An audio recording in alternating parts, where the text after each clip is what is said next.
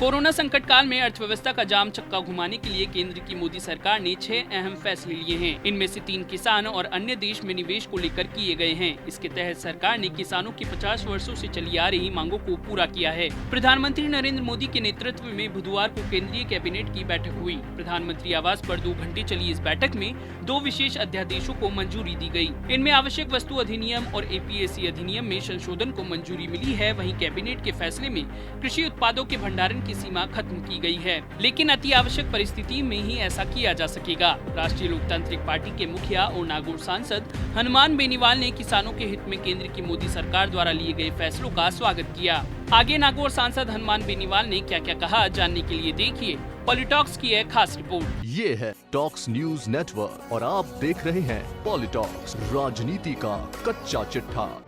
नागौर सांसद हनुमान बेनीवाल ने केंद्र सरकार द्वारा किसानों को राहत देने के लिए किए गए फैसलों पर कहा कि अब किसान अपनी मर्जी से अपनी उपज कहीं पर भी बिना किसी बाधा के विक्रय कर सकता है। इसके साथ ही सांसद बेनीवाल ने कहा कि कैबिनेट द्वारा farming produce trade and commerce ordinance 2020 को मंजूरी देना भी किसान हित में बड़ा कदम है। सांसद बेनीवाल ने आगे कहा कि अब farming produce trade and commerce ordinance 2020 के लागू होने से बिचौलिए की भूमिका खत्म हो जाएगी। इसके साथ ही जरूरी वस्तु अधिनियम के संशोधन में मंजूरी व देश में एम्फाड ग्रुप ऑफ सेक्रेटरीज तथा मंत्रालयों में प्रोजेक्ट डेवलपमेंट सेल बनाने का निर्णय भी देश में निवेश को बढ़ावा देगा। इस संबंध में सांसद हनुमान बेनीवाल ने PM मोदी को ट्वीट करते हुए लिखा कि APMC के बंधन से किसान आजाद हुआ है। प्रधानमंत्री नरेंद्र मोदी की अध्यक्षता में हुई कैबिनेट बैठक में किसानों के लिए बड़ा फैसला लिया गया है। अब किसान कहीं भी किसी भी राज्य में अपनी फसल बिना किसी बाधा के विक्रय कर सकेंगे। प्रधानमंत्री नरेंद्र मोदी के नेतृत्व में बुधवार को केंद्रीय कैबिनेट की बैठक हुई। प्रधानमंत्री आवास पर 2 घंटे चली इस बैठक में 2 विशेष अध्यादेशों को मंजूरी दी गई।